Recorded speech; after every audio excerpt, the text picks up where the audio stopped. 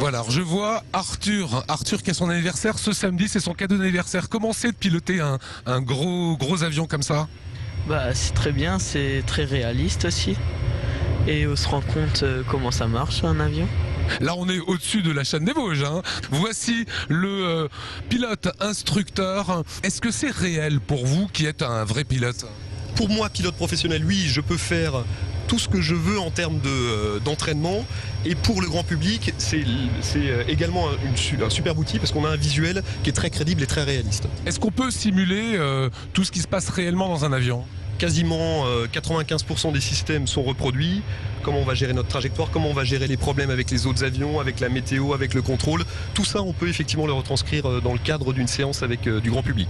C'est-à-dire que là, sur l'écran autour de nous, il pourrait y avoir un avion qui nous double ou qui passe en dessous? Voilà, on pourrait avoir des orages à éviter, on pourrait avoir... Mais ça, c'est des problèmes. Avant même de parler de problèmes, il y a déjà gérer l'avion en temps normal. Et là, il y a déjà énormément à dire et c'est vraiment ça le but du jeu, plutôt que de mettre des gens dans des situations compliquées. C'est vraiment pour quelqu'un qui n'y connaît rien, il n'y a pas besoin d'avoir des prérequis ou des connaissances en aéronautique. C'est déjà leur faire découvrir ce que c'est que le métier de pilote de ligne. Et on les met en temps... Ils vont vraiment être commandant de bord pour tout le vol. Donc c'est vraiment ça le but de la séance. Il y a également une numérisation qui est très réelle. Si on veut aller à Venise ou à Nice, on a Venise ou Nice en dessous de nous? Il ne faut pas que ce soit un jeu vidéo, on veut quelque chose de crédible pour pouvoir vraiment montrer aux gens qu'il en ressorte quelque chose et en même temps qu'il y ait un beau visuel pour les mettre dans l'image pour qu'on ne se pose pas la question est-ce que je suis dans un simulateur ou pas. Non, non, on est dans un avion et il faut réagir correctement.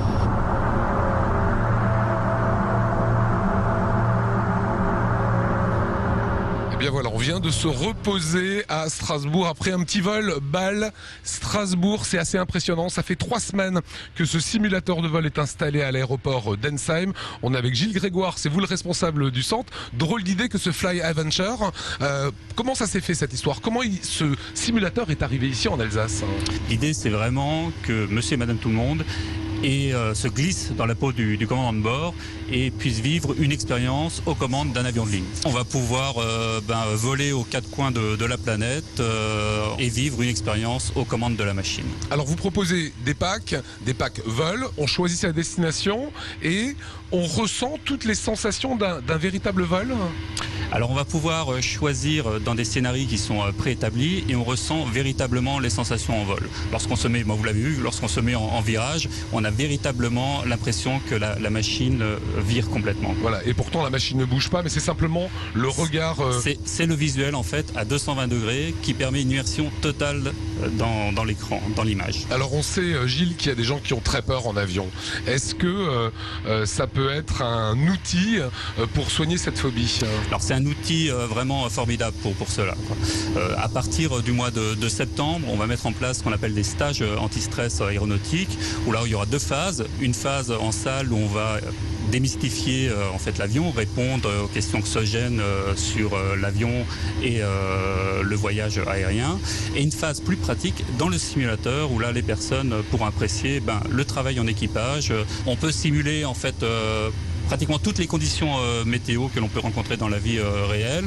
On peut également simuler des pannes d'éléments électriques, pneumatiques, hydrauliques sur l'avion. Est-ce que c'est un vrai cockpit d'avion? Alors c'est une échelle à l'échelle 1, c'est une réplique réelle, quoi. Je veux dire, la forme du bouton dans le véritable cockpit sera le même.